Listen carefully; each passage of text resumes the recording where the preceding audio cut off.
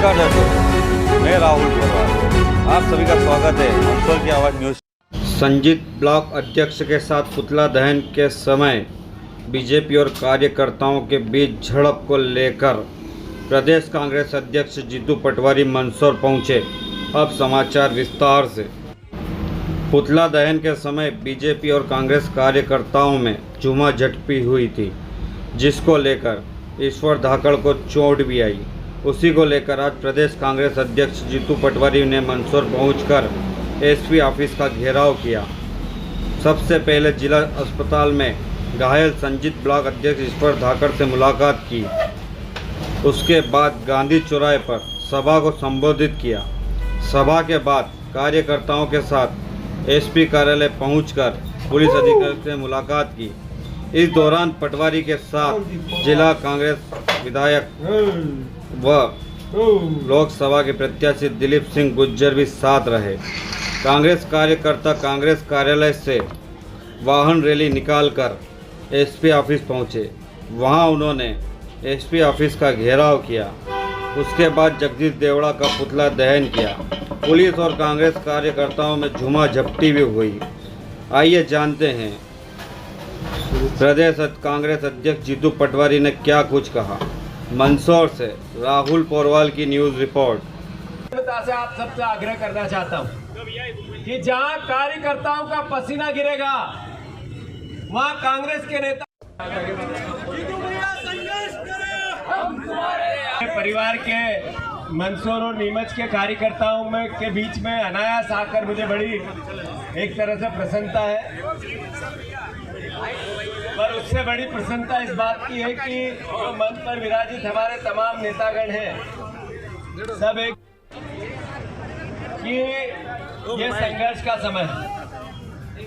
स्वाभाविक है कि राजनीति के क्षेत्र में, सार्वजनिक क्षेत्र में 25 साल तो मैं मानता हूं कि कार्यकर्ताओं के सम्मान में, उनके संघर्ष में, उनके सहयोग में एक एक नेता को, खासकर जो पद पाकर सत्ता में बैठकर कांग्रेस के सेवा करना चाहता है, उन कार्यकर्ताओं में जब कार्यकर्ता पे प्रहार हो तो मैं इससे पहले भी पिछले 1 साल से मैं ये बात कह रहा हूँ। ये इसलिए 1 साल से कह रहा हूँ कि लगातार लोगों के दिमाग में, जहन में कार्यकर्ताओं के, नेताओं के बैठे ये बात कि कांग्रेस पार्टी निचले स्तर से, पंचायत स्तर से मजबूत नहीं होगी तो फिर हम बीजेपी को जिस बहुमत से हराना चाहिए दूर रह जाएंगे। अभी चुनाव का साल नहीं है, 3.5 साल है, पर अगर हम आखिरी साल चुनाव लड़ेंगे तो फिर हम अपनी नैया पार नहीं कर पाएंगे। इसलिए कि भारत माता की आन बान शान पर अगर कोई प्रहार हुआ तो देश एकजुट है। साथियों, नरेंद्र मोदी जी ने एक बात और कही कि ऐसे पराक्रम जो देश की सेना ने किया, 35-25 मिनट में 9 ठिकानों को निस्तानाबूद कर दिया। हमें गौरव है ऐसी सेना पर, शौर्य है। भारत का एक एक नागरिक इस पे अपने आप को गौरवान्वित समझता है। हम भी समझते हैं, कांग्रेस भी समझती है। साथियों, कांग्रेस जनों, मंदसौर वासियों, देशवासियों, प्रदेशवासियों, कांग्रेस पार्टी राहुल गांधी जी ने देश की सरकार ने जब 26 परिवार के लोगों की कश्मीर में हत्या हुई तो पूरे देश ने एक साथ नरेंद्र मोदी जी का साथ दिया। देना ही था, धर्म था हमारा। नरेंद्र मोदी जी ने अपने वक्तव्य में देश के सामने जब रात्रि को देश के नाम संदेश दिया, उसमें 2 बातें कही। एक बात थी कि गर्व है कि पूरी दुनिया ने देश के उस व्यवहार को देखा जो देश पे संकट आया तो जाति न देखी, धर्म न देखा, अमीरी न देखी, न गरीबी देखी। 140 करोड़ हम हर डिसीजन में नरेंद्र मोदी जी और देश की सरकार के साथ है। जब राहुल गांधी जी ने यह संदेश देश में दिया, मैसेज क्या था? मैसेज था कि देश सबसे ऊपर है, सर्वप्रथम भारत माता है। जब भारत माता की बात हुई तो हमारे मंदसौर के वित्त मंत्री, यहाँ के विधायक भारत माता के सम्मान में भाषण देते हुए देश की सेना को नरेंद्र मोदी के चरणों में नतमस्तक करने का संदेश देते हैं, भाषण देते हैं, और कांग्रेस जन चुप हो जाए। कांग्रेस जन ये भाषण देख के चुरा के तस्करों पे हम पर हमला करवाएंगे।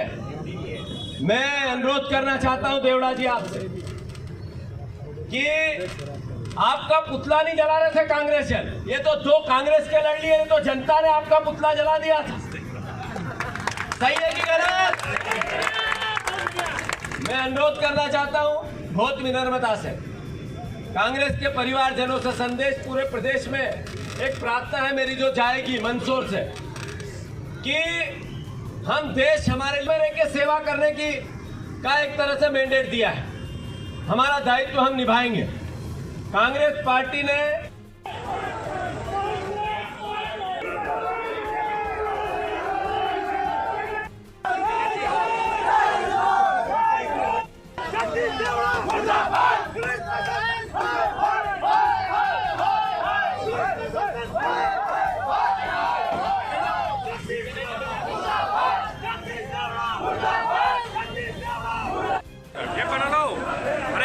भाई गेप बना लो, गेप बना लो। 10 से दोनों और वो भी आ रहे हैं बोला।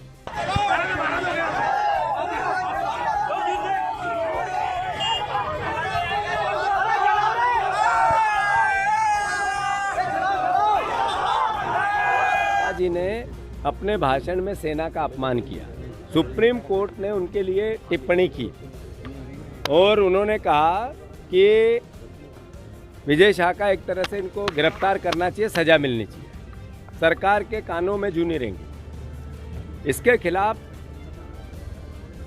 कांग्रेस का दायित्व है कि लोकतांत्रिक आंदोलन करें। मल्हारगढ़ में हमारे कार्यकर्ताओं ने आंदोलन किया तो डोडा चुरा के तस्कर इकट्ठे करके उनसे हमला करवाया और पुलिस साथ थी।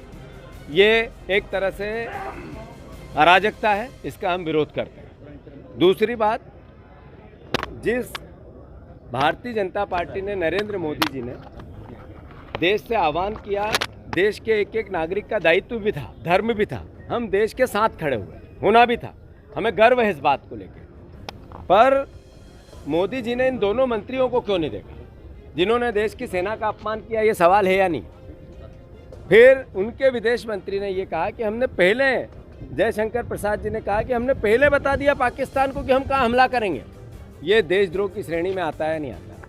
क्यों बता दिया आपने पहले? फिर देश को तो आपने कहा कि हम ऐसी सजा देंगे जिसकी कल्पना भी नहीं कर सकते। और दूसरी तरफ जयशंकर जी ने खुद ने स्वीकार किया कि हमने पहले आगाह कर दिया था कि हम यहाँ हमला करेंगे और यहाँ नहीं करेंगे। मैं समझता हूँ देश को सोचना पड़ेगा, आज नरेंद्र मोदी जी को इसका जवाब देना पड़ेगा। मैं फिर से, हमारा दायित्व है विपक्ष की भूमिका का, हम निभाएंगे। जो भारत माँ की मस्तक पे आँच आएगी उसके लिए अपने प्राणों को न्यौछावर करेंगे। सरकार और नरेंद्र मोदी जी का पूरा साथ देंगे। कोई देश ऐसा जो भारत की ओर आँख उठा के देखेगा, उसके खिलाफ कांग्रेस पार्टी एक एक नागरिक सरकार के साथ है। पर देश की कूटनीति फेल हुई। हमारे साथ में चाइना था, हमारे साथ पाकिस्तान से झगड़े में बांग्लादेश था, हमारे साथ विश्व का सारा समुदाय एक तरह से हमें बताने जाना पड़ रहा है कि हमारा पक्ष ये है। इसका मतलब कूटनीति में नरेंद्र मोदी जी को विचार करना चाहिए। फिर से हम देश की सरकार के और देश की सेना के साथ हैं और जो भी आंख उठा के देश पे देखेगा उसको निस्तामुत कर देना चाहिए। सीधे एसआईटी के आदेश दिए, इसका मतलब क्या था? उनने साथ में ये भी कहा कि आपने जो अपराध किया है वो क्षमा योग्य नहीं है। उन्होंने ये भी कहा कि इनका इस्तीफा, नीचे की कोर्ट ने जो आदेश दिया गिरफ्तारी का भी दिया है। तो मैं समझता हूँ कि सुप्रीम कोर्ट और हमारी स्टेट की जो कोर्ट है दोनों ने एक ही बात कही है। मतलब मैं मानता हूं कि जो सुप्रीम कोर्ट ने भी और जो हमारे जबलपुर से भी फैसला आया था, दोनों की एक ही बात थी, विजय शाह का इस्तीफा होना। और आपने अध्यक्ष बनते ही पूरे प्रदेश भर में धरना प्रदर्शन शुरू किया, लेकिन पब्लिक कनेक्ट करने में कहाँ तक सफल हो पाए? नहीं, बात यह है कि हमारा दायित्व क्या है, हमें मैंडेट क्या मिला, कांग्रेस को मैंडेट क्या मिला है, विपक्ष की भूमिका निभाना है। हमारा दायित्व वो प्रथम निभाना है। दूसरा दायित्व है हमारी विचारधारा को और संगठन को मजबूत करने का है। हम लगातार उस पर प्रयास कर रहे हैं और आने वाले समय में बहुत बेहतर परिणाम निकलेंगे। ऐसी रणनीति के साथ हम काम कर रहे हैं। जीतू पटवारी जी आए थे, उन्होंने जो है मुख्य दो विषय उन्होंने आज बात की, जिसपे एक विषय उन्होंने मादक पदार्थ तस्करी के संबंध में बताया।